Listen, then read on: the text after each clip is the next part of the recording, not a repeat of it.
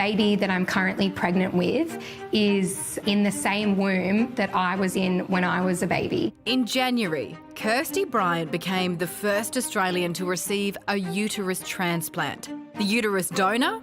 Her own mum. One of the major limiting factors of organ transplantation is that the organ can be rejected by the recipient. And so the fact that this uterus has come from the recipient's mother, it takes away one of these limiting factors that can cause the organs to be rejected. After suffering a major hemorrhage during the birth of her first child in April 2021, Kirsty had an emergency hysterectomy, making another pregnancy impossible. But just 3 months after her transplant, all that changed. It actually boggles my mind that this pregnancy happened so soon after it was transplanted. The fact that it heals from a surgery, a movement from one body to another, and then undergo all of the rapid and significant changes that happen during any old normal pregnancy is really extraordinary. We spoke to Kirsty back in May when she was just 7 weeks along. There were risks and complications, but so far so good, and we're just taking it week by week. Henry Bryant arrived by C-section at the Royal Hospital for Women in Sydney on Friday, weighing in at 2.9 kilograms. It's been a whirlwind year, and to have Henry here safely is beyond anything I thought possible. Now the hospital's been approved to continue the clinical trial with 6 more uterine transplants.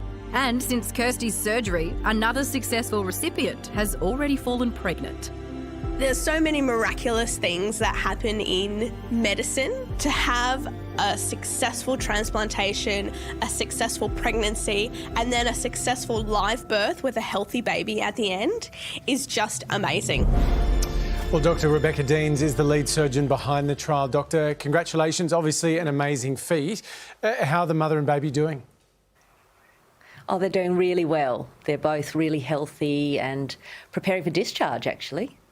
Wow. Well, you were actually there in the room for the birth. And how did it feel to see this, actually, I'm going to say miraculous process pay off?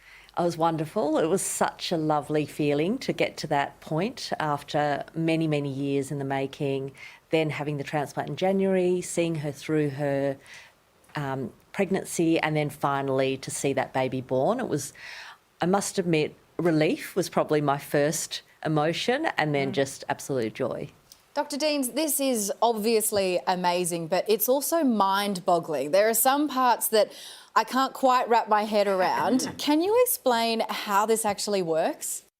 Yeah, absolutely. So you take in uterus transplant the womb from one woman and then put it into another.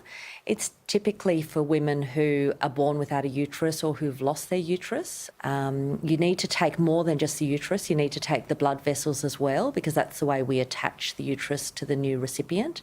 And we also need to take more than the cervix. We also take the upper cuff of the vagina, and we do a anastomosis or connection between the recipient's vagina and the donor's vagina. Do you know how crazy that all sounds? That's wild. I can't believe you can do that.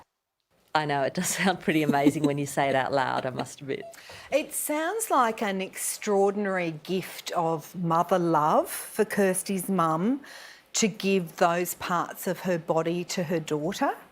Yeah, absolutely. And I think she's just been such a support for her daughter.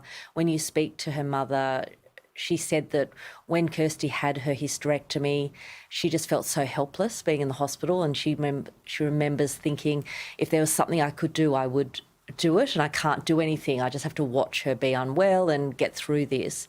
So I think when Kirsty approached her 15 months later and said, "Hey, Mum, would you give me your uterus? I've heard about this study and I'd like to participate," her mum just didn't hesitate, and she's just a wonderful woman. You mentioned the relief before at the end of the entire process, Dr. Deans. How confident were you that this would lead to a pregnancy and also a healthy baby? Oh, look, I mean, you never know, do you, when you embark on something? And there's been many times throughout the years, like leading up to doing the first surgery, and then throughout this pregnancy where I thought just something could go wrong at any time. And it couldn't have gone better, to be honest. Like, she is probably one of the closest times between a transplant and a live birth. she got pregnant the first embryo transfer, which is incredible. So we're really, really lucky. She's lucky, and we couldn't be happier. So it would seem that this may open up a whole world of possibilities for those battling with infertility. Where do you see it going from here? So I think there's still a lot to do. We need to refine the technique. We're looking at performing these surgeries using the deceased donor model. They have had some internationally, but in the coming years in our trial, we'd like to look at the deceased model where a multi-organ donor can donate the uterus as the last organ after the life-saving organs. That takes away one whole surgery in an individual, so ethically it's easier to justify.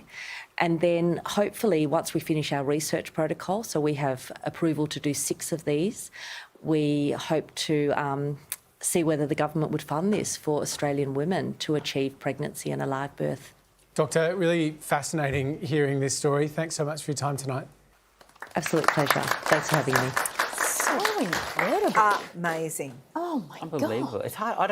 It's amazing. Mum and Bub are doing fine, so it's amazing to see. So I loved it. Do you know what? Anyone who wanted to fall in love with Australia should just watch tonight's show again.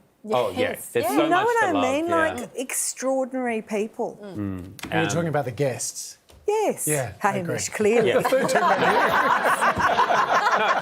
all got. It's been amazing. We've all got the ick, guys. We're definitely not the ones.